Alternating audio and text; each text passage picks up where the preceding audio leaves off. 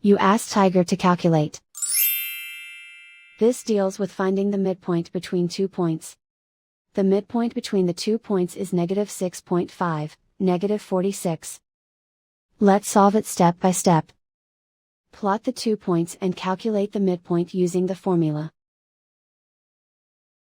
The coordinates of point 1 are, x1 equals -1, y1 equals -72. The coordinates of point 2 are, x2 equals -12, y2 equals -20. PM represents the midpoint of the 2 points.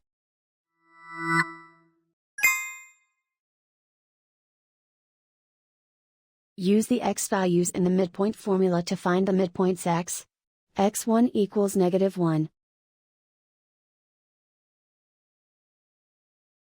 x2 equals -12.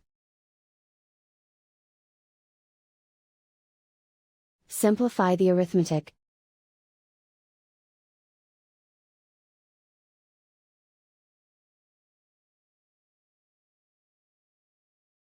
Use the y values in the midpoint formula to find the midpoints y. y1 equals -72. y2 equals -20. Simplify the arithmetic.